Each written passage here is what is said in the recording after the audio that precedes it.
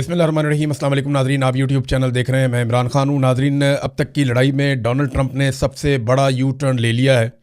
Donald Trump ने कहा क्या? देखें, पहले डोनाल्ड ट्रंप ने ये कहा था कि 48 घंटे के अंदर अगर ईरान ने आबनाए हुर्मुज़ को नहीं खोला तो अमेरिका बहुत सारी एनर्जी साइट्स को तबाह कर देगा। ईरान की वो तनसीबात तबाह कर देगा जिसके ज़रिए से पूरे ईरान में बिजली, गैस इसकी फराहमी हो रही है और ये बहुत बड़ा नुकसान होगा। इसके नतीजे में ईरान ने भी वापस धमकी लगाई थी कि ईरान भी बड़ा शदीद नुकसान करेगा। कुछ जो डॉक्यूमेंटेड चीज़ें सामने आई हैं, मैं पहले आपके साथ शेयर कर देता हूँ, इससे पहले कि मैं आपको बताऊँ कि ईरान ने क्या कुछ करने का दावा किया था। ये क्लैश रिपोर्ट है, ये बताती है जनाब कि ईरान ने रिटेलिएशन में जिन टारगेट्स को शॉर्टलिस्ट किया था कि इनके ऊपर अटैक करेगा, इसमें सऊदी अरब में 2 टारगेट थे। एक डीसैलिनेशन प्लांट था जहाँ पे वो पानी को, समंदर के पानी को पीने के काबिल बनाते हैं, ये रासुल खैर में। उसके अलावा पावर स्टेशन था और एक वाटर प्लांट था अल शुएबा में। और इसके बाद यूएई के 2 टारगेट थे, उनको भी शॉर्टलिस्ट किया था। इनमें एक पीने का पानी का एक प्लांट था और एक न्यूक्लियर पावर प्लांट था बरका का। फिर कुवैत के अंदर 2 शॉर्टलिस्ट किए थे ईरान ने जिनके ऊपर वो अटैक कर सकता था, अलजूर और नॉर्थ अलजूर। ये एक पावर प्लांट है और दूसरा डीसैलिनेशन कॉम्प्लेक्स है जहाँ पे पीने का पानी तैयार किया जाता है। जॉर्डन, उर्दन में भी 2 ही इन्होंने, दोनों पावर प्लांट थे उर्दन के, जिन दोनों को निशाना बनाने का जो है वो मामला सामने आया था। फिर बहरीन के अंदर 2 टारगेट थे, कतर के अंदर 2 टारगेट थे इसी तरह से। तो ये ईरान के टारगेट थे जो ईरान करने जा रहा था। उसके बाद फिर ईरान ने एक और भी तंबीह की थी, एक वार्निंग जारी की थी कि अगर जजीरों के ऊपर हमला किया गया, ईरान के पास जजीरे भी है ना, अगर जज़ायर के ऊपर हमला किया गया तो तमाम आबी रस्तों में बारूदी सुरंगें भी बिछा देंगे। ईरान ने यह भी कहा था कि अगर जिस मुल्क से अटैक किया जाएगा जजीरों के ऊपर, उस मुल्क को उसकी कीमत चुकानी पड़ेगी। ख़ास तौर पे यूएई के लिए ईरान ने एक वार्निंग जारी की थी, जो मैंने आपको पहले बताया था कि रासुल खैमा जो उनका पूरा शहर है उसको जो है वो अटैक कर सकते हैं। ये ईरानियों ने इसका इशारा दे दिया था, कह दिया था, बाकायदा अनाउंसमेंट हो गई थी। और अब उन्होंने ये कहा कि अगर अमेरिका ऐसा करता है और जजीरों के ऊपर हमला किया जाता है तो तमाम आबी रस्तों में बारूदी सुरंगें हम बिछा देंगे। फिर यहाँ से, यानी पानी के अंदर से बारूदी सुरंगें उठाना इतना आसान नहीं होता, ये बहुत मुश्किल काम है और इसमें कई महीने लग जाने थे। और पूरी दुनिया के अंदर तेल की ऐसी किल्लत पैदा होनी थी कि आलमी मंडी बिगाड़ पैदा हो जाना था एक बहुत बड़ा, और अभी भी पैदा हो चुका है। तेल की कीमतें लगातार बढ़ती चली जा रही हैं। अब ट्रंप ने जो स्टेटमेंट दिया, पहले आप वो स्टेटमेंट देखें, फिर मैं आपको बताता हूँ ट्रंप ने ये बयान दिया क्यों, ये यू टर्न ट्रंप को क्यों लेना पड़ा। डोनाल्ड ट्रंप ने कहा है कि मशरिक़ वस्ता के तनाज़े के मुकम्मल और जामे हल के हवाले से तामीरी बातचीत हुई है। उन्होंने कहा कि वो ईरान के बिजली घरों और तवानाई की तनसीबात पर, बल्कि ईरान में तमाम हमलों को 5 रोज़ के लिए मौखर कर रहे हैं। यानी एक तरह से डोनाल्ड ट्रंप ने 5 दिन की जंग बंदी का ऐलान किया है। अमरीकी सदर ने अपने सोशल मीडिया ट्रुथ सोशल पर जारी एक हालिया बयान में कहा है कि मुझे ये बताते हुए खुशी महसूस हो रही है कि अमेरिका और ईरान के दरमियान गुज़िश्ता 2 दिनों में मशरिक़ वस्ता में जारी कशीदगी के मुकम्मल और जामे हल के हवाले से नहायत मुस्बत, नतीजा खेज़ और तामीरी बातचीत हुई है। डोनाल्ड ट्रंप ने अपने बयान में कहा कि इस तफसीली और तामीरी बातचीत के अंदाज और लहजे की बुनियाद पर, जो इस हफ्ते भर जारी रहेंगी, मैंने महकमा जंग को हदायत दी है कि ईरान के बिजली घरों और तवानाई की तनसीबात पर तमाम फ़ौजी हमलों को 5 दिन के लिए मौखर कर दिया जाए, जो जारी मुलाकातों और मुज़ाकरात की कामयाबी से मशरूत है। अच्छा, ये कहते हैं जी हमारी बातचीत शुरू होगी ईरान के साथ।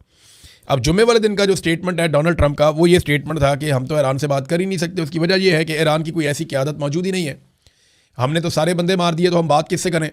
ये डोनाल्ड ट्रंप आज से 3 दिन पहले कह रहे थे। आज डोनाल्ड ट्रंप कह रहे हैं जी हमारी उनके साथ बातचीत हो रही है। किन के साथ बातचीत हो रही है कुछ नहीं बताया गया, जबकि ईरान ने इसके हवाले से कैटेगोरिकली कह दिया कि हमारी कोई बातचीत नहीं हुई। ईरान ने साफ कह दिया कि हमारी कोई किसी से बातचीत नहीं हुई। ये डोनाल्ड ट्रंप सिर्फ खौफजदा हो गए हैं जिन जवाबी हमलों का हमने तस्करा किया था, और इस वजह से डोनाल्ड ट्रंप को पीछे हटना पड़ा। देखिए, एक चीज़ तो मैं आपको क्लियर कर दूं कि हमले तो किए हैं, ऐसा नहीं है कि 48 घंटा पूरा होने पे हमला नहीं किया गया अमेरिका की जानिब से। अमेरिका ने और इसराइल ने तवानाई के इंफ्रास्ट्रक्चर्स पे हमले किए हैं। और डोनाल्ड ट्रंप ने जब ये धमकी दी थी कि उसके बाद ही फौरी तौर पे जब उन्होंने कहा डोनाल्ड ट्रंप ने कि हम ये हमले करने जा रहे हैं एनर्जी की तनसीबात पे, और फिर ईरान ने कहा कि हम वापस हमले करेंगे, तो इसके फ़ौरन बाद आलमी सतह पे तेल की कीमतों में भी इजाफा हो गया और स्टॉक मार्केट में भी बड़ी शदीद मंदी आई दुनिया में। अब इसका दबाव अमेरिका के ऊपर पड़ा, डोनाल्ड ट्रंप के ऊपर पड़ा, तो फिर डोनाल्ड ट्रंप को यू टर्न लेना पड़ा अटैक करने के बावजूद। ईरान ने अभी रिटेलिएशन करनी है, जितना अटैक इसराइल ने और अमेरिका ने ईरान के ऊपर किया, अभी ईरान ने अपना वादा पूरा करना है। लेकिन जो बड़ी तबाही फैलाने का एक अल्टीमेटम था वो डोनाल्ड ट्रंप ने वापस लिया। तो बड़ी वजूहत मैं आपको बताया, तो एक तो आलमी मंडी में तेल की कीमतें बहुत बढ़ गई थी, गैस की कीमतें बहुत बढ़ गई थी और स्टॉक मार्केट एकदम गिरना शुरू हो गई थी। फिर दूसरा ये है कि ईरान का एनर्जी इंफ्रास्ट्रक्चर तबाह करना इतना आसान काम नहीं है, ये बहुत कम्प्लेक्स है, बड़े अजीब तरीके से ये काम करता है और कई मुल्कों के साथ जुड़ा हुआ है, तो बड़ा तवील तरीन है ये। तो इसको मुकम्मल तौर पे तबाह करना इतना आसान नहीं है, अमेरिका को बहुत एफर्ट करनी पड़ेगी, ये बहुत लंबा टाइम लगेगा इस काम में। और तीसरा ये है कि ईरान ने जिन अहदाफ को निशाना बनाने का ऐलान किया वो मलबा भी अमेरिका पर गिर जाना था अगर वो ये करते हैं तो। चौथा ये है कि ईरान की साख अब ऐसी बन चुकी है कि जो ईरान कहता है वो कर देता है, लिहाजा इस वजह से ये डर था कि ईरान ने जो कहा है ये पीछे नहीं हटेगा। और पांचवीं वजह यह है कि अमेरिका को अब ये लगने लगा है कि अरब ममालिक इस लड़ाई के बिल्कुल किनारे पर आकर खड़े हो गए, किसी वक्त भी अरबों को इस लड़ाई का हिस्सा बनाया जा सकता है। तो अमेरिका ये चाहेगा कि अब जो भी करना है अरब उसमें बराबर के हिस्सेदार हों, और ऐसा लगता है कि अरब ममालिक इसमें शामिल हो जाएंगे। एक तो सऊदी अरब ने कहा कि जो उम्रा ज़ायरीन आए हुए हैं वो 18 तारीख तक निकल जाएं सऊदी अरब से, और सऊदी सरजमीन को वो छोड़ दें, वो यहाँ से चले जाएं, उसमें तो भी टाइम लगेगा। लेकिन यहाँ पे एक खबर है मेरे पास, और ये अहम खबर है, बड़ी खबर है। Saudi Arabia opens King Fahd airbase to United States forces as Iran war shifts west. अब ये जो खबर दी गई है ना, ये खबर आती है रियाद से, और ख़बर ये बताती है कि सऊदी अरब ने ताइफ के अंदर जो किंग फहद एयरबेस है वो देने का फ़ैसला किया अमेरिका को। याद रखिएगा ताइफ बिल्कुल करीब है मक्का मुकरमा से, तो यहाँ पे हरमैन शरीफैन बहुत करीब आ जाते हैं, और इन जगहों पे बहुत सारे मुकद्दस मकामात हैं, यानी ताइफ के रास्ते में, ताइफ में आसपास बहुत सारे मज़ारात हैं, बहुत सारे मुकद्दस मकामात हैं इन इलाकों में। तो यहाँ पे जब जंग शिफ्ट की जाएगी या यहाँ पे अमेरिका को बेसिस दी जाएगी तो ईरान के लिए बड़ा चैलेंजिंग होगा यहाँ पे खालिसतन आके उन बेसिस को निशाना बनाना। देखें ना, ईरानी मिसाइल तो हवा में आता है, अब उसको जहाँ पे इंटरसेप्ट करते हैं वहाँ गिरता है, उसका मलबा या उसका बारूद वहाँ गिरता है। तो किसी भी ऐसी जगह पे गिरेगा तो मुसलमानों के जज्बात जो हैं वो भड़काए जा सकते हैं। सारे मामले में सऊदी अरब को भी गुरेज करना चाहिए था, इतना मुकद्दस मकामात की तरफ नहीं लेकर जाना चाहिए था लड़ाई को, या अमेरिका को वहाँ पे बेसिस नहीं देनी चाहिए थी। लेकिन अब वो क्योंकि बेसिस वहाँ पे चली गई हैं तो ईरान का हमला वहाँ जाएगा या नहीं इसके बारे में मैं कुछ कह नहीं सकता अभी आपको फ़िलहाल। लेकिन सऊदी अरब ने ऐसा किया है कि हरमैन शरीफैन के करीब जो है 85 किलोमीटर का टोटल फासला है खाना काबा से ताइफ का, जहाँ पे ये एयर बेस है, और वहाँ पे अमेरिका को एक सहूलत दी है मुबैना तौर पर। ईरान ने एक बड़ा क्लैरिटी के साथ वादे किया है, और जो फारस न्यूज़ जुड़ा हुआ है ईरानी फोर्सेस के साथ, उसने कहा जी कोई अमरीकी सदर से हमारा राब्ता नहीं हुआ, और ये अमरीकी सदर सिर्फ डर के मारे झूठ बोल रहे हैं, असल बात ये नहीं है। अच्छा, इसमें ना इसराइल और अमेरिका इस वक्त भी शदीद हमले कर रहे हैं ईरान पे, ऐसा नहीं है कि जंगबंदी हो गई है। तेहरान पे ताबड़तोड़ हमले किए गए हैं और लगातार हमले हो रहे हैं। ये बातचीत जो है ना वो ये सिर्फ एक बहाना है, और मुझे ऐसा लगता है कि डोनाल्ड ट्रंप और इसराइल पूरी कोशिश करेंगे कि किसी तरह अरब ममालिक इस जंग के अंदर शामिल हो जाएं। अब अगर एलानिया तौर पर अमेरिका को अड्डे दिए जा रहे हैं तो अरब ममालिक पाकिस्तान को भी कहेंगे कि फ़ौरन आओ और इस लड़ाई का हिस्सा बनो।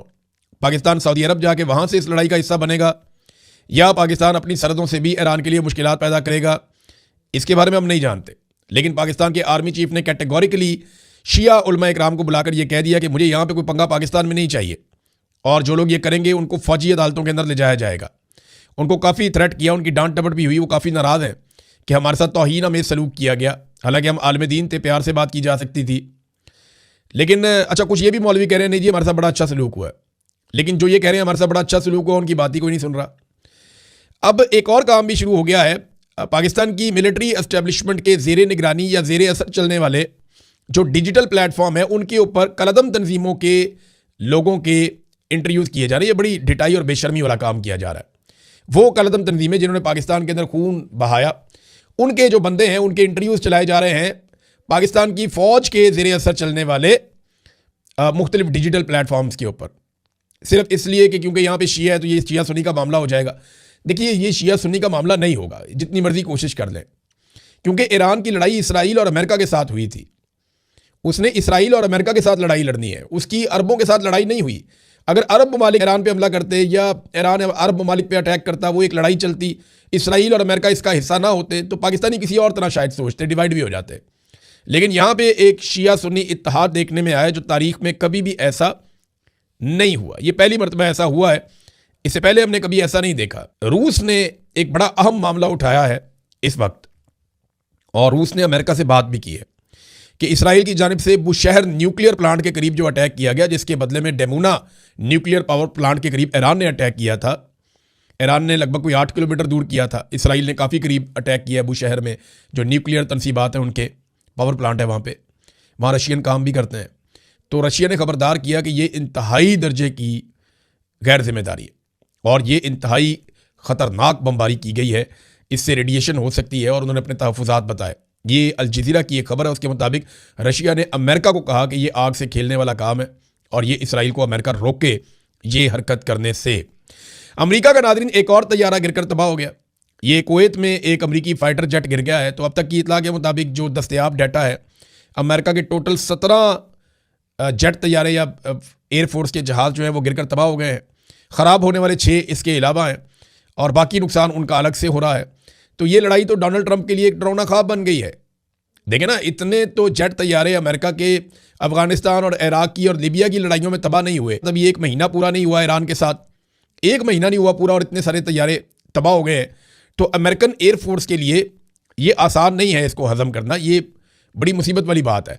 नाज़रीन, इराकची का एक स्टेटमेंट है मेरे सामने, ये मैं चाहता हूँ कि आपको ज़रूर पढ़ के सुनाऊँ। और उन्होंने इसके अंदर कुछ ना डाटा बताया है। ये ईरानी वज़ीर ख़ारजा है, उन्होंने कहा जी मुझे एक बात वादे करने दें, मिस्र में से एक स्वेज़ कैनाल गुजरती है। मैंने आपको बताया था ना, मिस्र के बीच में से एक नहर गुजरती है, उसको स्वेज़ कैनाल कहते हैं। वो कहते हैं वहाँ से गुजरने के लिए 2 लाख से लेकर $7 लाख तक फ़ीस वसूल की जाती है, जबकि बड़े कंटेनर्स जब वहाँ से या ऑयल टैंकर्स वहाँ से गुजरते हैं तो ये रकम $1 मिलियन से भी तजावज़ कर सकती है। यानी मिस्र पैसा लेता है जो वो अपने रास्ते में से जहाज़ गुजारता है तजारत के लिए। पनामा नहर से गुजरने वाले जो है वो 1 लाख से $4.5 लाख तक फ़ीस देते हैं, जबकि बड़े न्यू पनामा मैक्स जहाज़ों के लिए ये फ़ीस $5 लाख तक पहुंच सकती है। तुर्की जो है वो आबनाए बासफोरस के इस्तेमाल पर फ़ीस लेता है। बासफोरस का तुर्की का एक इलाका है, वो उसकी फ़ीस लेता है। कनाडा जो है वो सेंट लॉरेंस सी वे के इस्तेमाल पर फ़ीस वसूल करता है। अमेरिका भी सेंट लॉरेंस सी वे पर फ़ीस आयद करता है। ईरान ने कई दहाइयों तक आबनाए हुर्मुज़ के इस्तेमाल पर कोई फ़ीस वसूल नहीं की, बल्कि उसको मुफ्त रखा। इतनी बदनामी, पाबंदियों और आलमी तन्हाई के बावजूद, और फिर भी आप ये चाहते हैं कि मैं ये मान लूँ कि यहाँ बुरा किरदार ईरान है। बड़ी गहरी बात उन्होंने की कि पूरी दुनिया अपने समुद्री रस्तों से जब कोई शिप्स गुजरते हैं तो उनसे पैसे वसूल करती है, उनसे टोल टैक्स लेती है। टोल टैक्स आप कहते हैं ना, वो लेती है। लेकिन ईरान नहीं लेता। ईरान ने मुफ्त गुजरने दिया सबको, लेकिन फिर भी ईरान का किरदार बहुत बुरा है और ईरान का अपना तेल वहाँ से नहीं गुजर पा रहा था। ईरान के ऊपर पाबंदियाँ लगाई गई थी।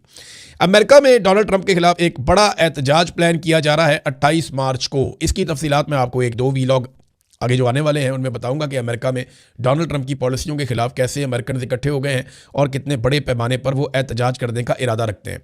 श्रीलंका के हवाले से ईरान ने एक बड़ा शानदार काम किया, क्योंकि श्रीलंका ने एक एहसान किया था ईरान पे। जब इंडिया में बहरी मशक़ें करने के बाद ईरानी फ़ौजी निकले तो वहाँ पे आगाह कर दिया गया अमेरिकन को कि जनाब ये निकल गए हमारी हदूद से। तो अमेरिकन ने वो शिप तबाह कर दिया। तो इस मौके पे श्रीलंका ने उनको रेस्क्यू किया था, उनके शोहदा की मदद की थी ईरानियों के।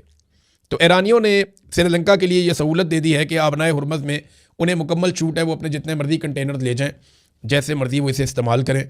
तो ये उन्हें जो है ना इनाम दिया है ईरान ने, और ये अच्छी बात है क्योंकि उन्होंने बड़ी मदद की है उन लोगों की जो बहुत मुश्किल में थे। अब नाज़रीन, आखिर में मैं सुहेल अफरीदी साहब गए वहाँ पे क्वेटा में, वहाँ उन्होंने एक जलसा किया मशीन में, और सुहेल अफरीदी का जलसा तो लंबा चौड़ा है, बहुत सारी बातें उन्होंने की हैं, लेकिन असल बात वही है जो मैं आपको बार बार बता रहा हूँ कि ये अवामी तहरीक नहीं है, ये स्ट्रीट मूवमेंट नहीं है, ये जलसा जुलसा है, ये तो आप खेलते रहें।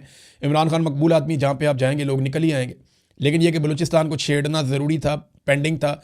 सुहेल अफरीदी को बार बार उनकी पार्टी के लोग कह रहे थे कि आप पंजाब गए, सिंध गए, बलूचिस्तान आए, तो सुहेल अफरीदी बलूचिस्तान भी चला गया। अब वहाँ पे बलूचिस्तान की जो पाकिस्तान तहरीक इंसाफ है उन पर बड़ा शदीद क्रैकडाउन हुआ, बड़ी मुसीबतें उनके ऊपर आई, लेकिन फिर भी उन्होंने जलसा कर लिया। अब जो काबिल ज़िक्र बात है जो सुहेल अफरीदी ने वहाँ पे कही, वो मैं एक बात आपको पढ़ के सुना देता हूँ। अदरवाइज़ इससे इमरान खान की रिहाई नहीं होनी जलसों से। वो जब तक ये वो रिहाई फोर्स बनाने वाला अपना पूरा एक एलिमेंट है उसको मुकम्मल नहीं करेंगे, जब तक कि हकीकी स्ट्रीट मूवमेंट नहीं चलाएंगे, गली मोहल्लों तक नौजवानों को इकट्ठा नहीं करेंगे, जब तक कि लाखों नौजवान इनके साथ नहीं चलेंगे और पूरा पाकिस्तान नहीं निकलेगा, इमरान खान ऐसे बाहर नहीं आएगा। या तो इमरान खान को डील करनी पड़ेगी, या आसिम मुनीर साहब के ऊपर शदीद तरीन दबाव डालना पड़ेगा, या फिर अवाम अपनी ताकत के ज़रिए से एक मूवमेंट बनाए और इमरान खान सब बाहर आएँ। अच्छा जी, अब सुहेल अफरीदी साहब ने जो सबसे अहम बात की वो ये कि अगर हम अफगानिस्तान की बात करते हैं, अफगानिस्तान की पॉलिसी पर, जो ये बंद कमरों में पॉलिसी बनाते हैं, हम उस पर तनकीद करते हैं तो ये हमें कहते हैं अफगानिस्तान चले जाओ।